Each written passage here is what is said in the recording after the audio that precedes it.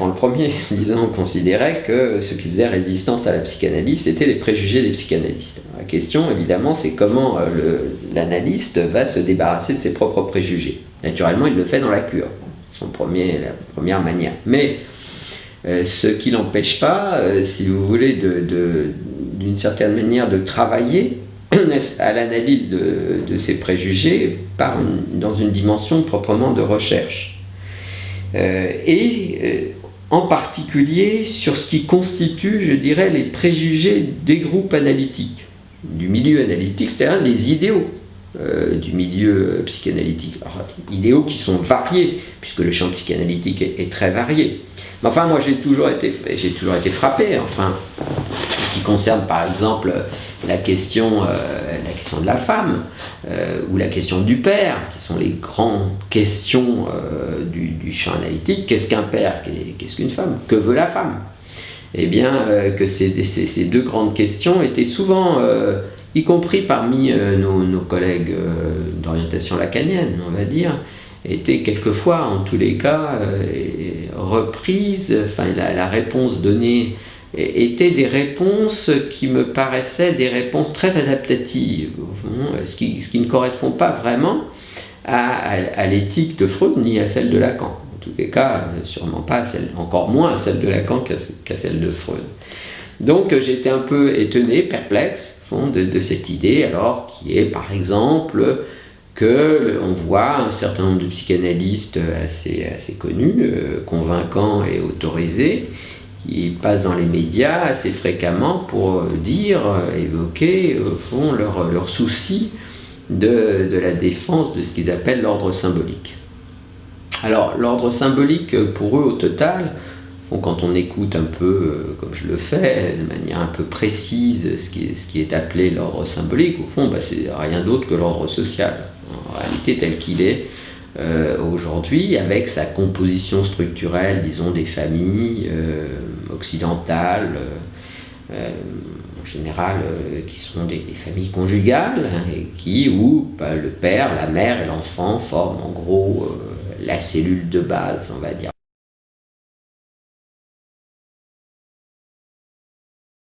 Naturellement, toutes ces questions cette structure de base des sociétés occidentales en particulier, enfin de toutes les sociétés en réalité, est questionnée par le mouvement actuel concernant par exemple disons les solutions sociales de l'inconscience homosexuelle aujourd'hui, puisque les sujets homosexuels, comme on le sait, posent la question non seulement du mariage entre sexes, entre personnes du même sexe, mais également de l'homoparentalité.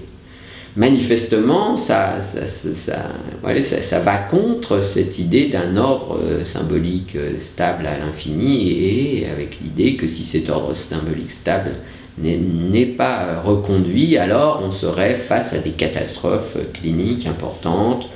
Naturellement, toujours, c'est le spectre de la psychose qui est évoqué par ses collègues. Il n'y a pas que. Mais donc voilà, donc une certaine pente. Alors j'ai essayé, moi, dans mon travail, puisque ce sont des sujets, des collègues qui se réfèrent à Lacan, j'ai essayé d'analyser, de faire une archéologie, n'est-ce pas, de cette émergence de la théorie de l'ordre symbolique chez Lacan et de la question du père chez Lacan. Ça a été en gros un des éléments importants des deux premiers bouquins que j'ai sortis, Lacan et les sciences sociales en 2001, puis Lacan et Lévi-Strauss en 2003, qui sont des textes assez centrés sur la question de la loi, de l'émergence de la culture, de l'organisation des règles sociales, etc.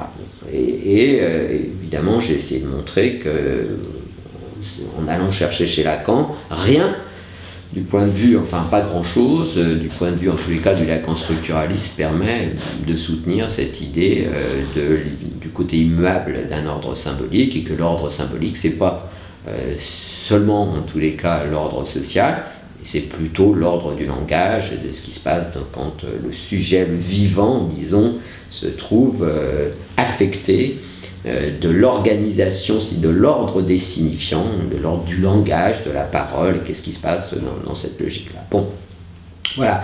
Alors, par exemple, pour ce qui concerne la question du père, où j'ai montré que oui, non, enfin, c'était pas que qu'il fallait emboîter le pas du névrosé qui se plaint toujours de la faiblesse du père, mais que le père il était mort depuis toujours, comme l'avait bien aperçu Freud, et Lacan a développé une théorie du père plus structuraliste, en allant chercher chez Lévi-Strauss la fameuse théorie du signifiant zéro. Donc un père, c'est plutôt un signifiant zéro à l'intérieur d'un univers culturel, parce que chaque univers culturel, pour pouvoir fonctionner, a la nécessité d'avoir en un point de sa structuration un signifiant à tout faire, que Lévi-Strauss appelait un signifiant zéro, et c'est cette théorie du signifiant zéro que Lacan est allé prendre chez Lévi-Strauss pour développer sa théorie du père. Le père est un signifiant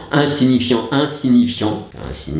n'est pas plus c'est pas un maître, et que voilà, qu'il faut ça à l'intérieur d'un univers culturel pour que ça fonctionne. Alors simplement ce signifiant insignifiant est évidemment très loin du père tout-puissant, du père romain que nos collègues ont dans leur tête, comme un pater familias qui régnerait sur des grandes familles et qui ordonnerait le monde de sa puissance pour que le malaise dans la culture soit enfin éteint, chose dont on est sûr de l'inverse, que le malaise dans la culture est chronique, et que le père, évidemment, n'y change pas grand-chose de ce point de vue-là. Bon, voilà.